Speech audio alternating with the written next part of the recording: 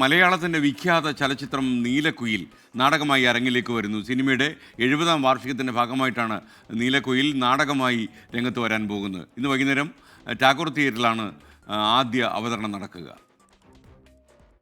മാനെന്നും വിളിക്കില്ല, മയിലെന്നും വിളിക്കില്ല, മാടത്തെ മണിവിളക്കേ, നിന്നെ ഞാൻ മാടത്തെ മണിവിളക്കേ. ശ്രീധരൻ മാഷും നീലിയും മോഹനനുമെല്ലാം അരങ്ങിലേക്ക് എത്തുകയാണ്. പി ഭാസ്കരനും രാമു കാര്യട്ടും ചേർന്നൊരുക്കിയ നീലക്കുയിലിന്റെ നാടകരൂപം. അവന്റെ സ്വന്തം അച്ഛനെ ഞാൻ കാണിച്ചു കൊടുക്കണം. ഞാൻ ഇവിടുത്തെ കാണിച്ചു കൊടുക്കാൻ ആ ദുഷ്ട ഇപ്പൊ എവിടെയാണെന്ന് എനിക്കെങ്ങനെ അറിയാം?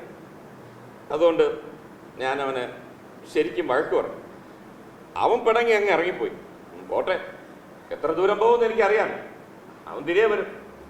RS മധുവിന്റെ രചനയിൽ CV പ്രേംകുമാറാണ് നാടകം സംവിധാനം ചെയ്യുന്നത്. പിന്നെ സിനിമയിൽ നിന്നും വ്യതിചലിച്ച് അങ്ങനെ കഥ മാറ്റി പറയുന്ന ആ ലെവലിലൊന്നുമില്ല. തീർച്ചയായും പ്രേക്ഷകർ സ്വീകരിക്കും എന്ന് തന്നെയാണ് ഞങ്ങളുടെ വിശ്വാസം. അത് അത്രമാത്രം കഠിനമായ പരിശീലനം ഇവിടെ ഈ നാടകത്തിന് കിട്ടിയിട്ടുണ്ട്. അതിൽ അഭിനയിക്കുന്നവർക്കും സാങ്കേതിക വിദഗ്ധർക്കും. സാധാരണ ഒരു നാടകം പ്രൊഫഷണൽ നാടക സമിതികൾ ആണ് ഒരു വലിയ നീണ്ട ക്യാമ്പ് സാധാരണ ചെയ്യാറുള്ളത്. ഒരു അമച്ചർ വേദിയിൽ ഇത്തരം ഞങ്ങളിപ്പോൾ ഏതാണ്ട് 2.5 മാസത്തിലധികമായ റിഹേഴ്സലാണ്. അത് രാവിലെ മുതൽക്ക്, സാധാരണ വൈകുന്നേരങ്ങളിൽ മാത്രമാണ് ഇത്തരം നാടകങ്ങളുടെ റിഹേഴ്സൽ നടക്കുന്നത്. ശ്രീധരൻ മാഷായി ഫോട്ടോ ജേർണലിസ്റ്റ് ജിതേഷ് ദാമോദറും നീലിയെ നർത്തകി സിതാര ബാലകൃഷ്ണനും അരങ്ങിലെത്തിക്കും.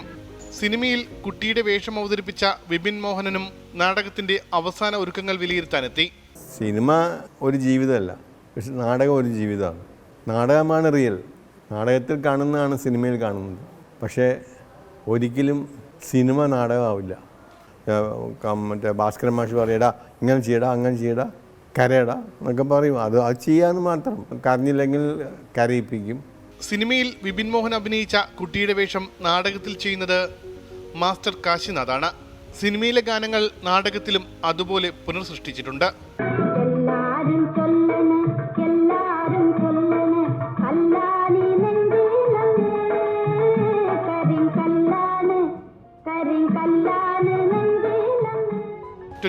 തിരുവനന്തപുരം.